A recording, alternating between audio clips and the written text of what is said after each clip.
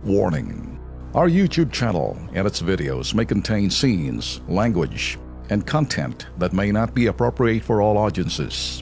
These videos include surveillance footage, undercover pursuit of suspects, actual police and rescue operations, and fearless confrontations. If you do not approve of the content, please do not watch our videos. If you wish to continue, we strongly advise that you proceed with caution. Viewers' discretion is advised. Grabe ang trip ni Kuya. Agaw atensyon siya. Hindi alintana kahit madisgrasya. KSP kaya? Alam niyo, mga Pinoy talaga, malikhain talaga sa pag-iisip. Kahit sa kalokohan po talaga namang hindi papahuli. Tulad nitong lalaking kakaiba po ang trip, hindi ho sa taxi, hindi ho sa jeep, sumabit kundi sa taxi ho. Panoorin natin.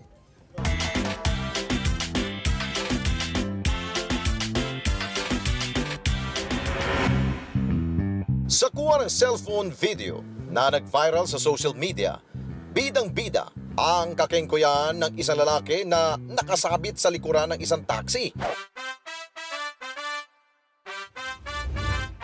Pagmasdan, ang kolokoy prenting-prenting nakasabit habang ang tsoper ng taxi tuloy lamang sa kanyang pag-arangkada.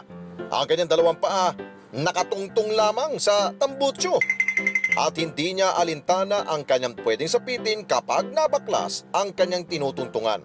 At kanyang katawan, iniyakap na lamang niya sa compartment ng taxi.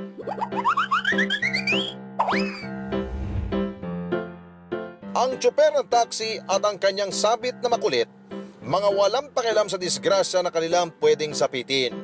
Hoy, hoy, hoy! Sabit na kengkoy! Aba, aba, aba! Ang lakas naman ng trip mo! Hindi mo ba alam na isang maling kabig lamang ng tsoper, disgrasyang bagsak mo? Manong tsoper, konting silip sa salamin, baka madawit ka pa kapag ang iyong nasabit, nakalawit!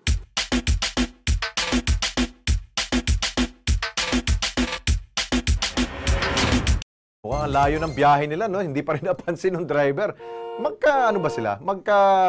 Magkakaibigan ba? O magkamag-anak ba tong dalawa na ito? Na hindi mo mapapansin, biruin mo, ang laking tao nasa likod mo at hindi mo napapansin. Well, ingat kayo ha, huwag niyong gayahin po yan.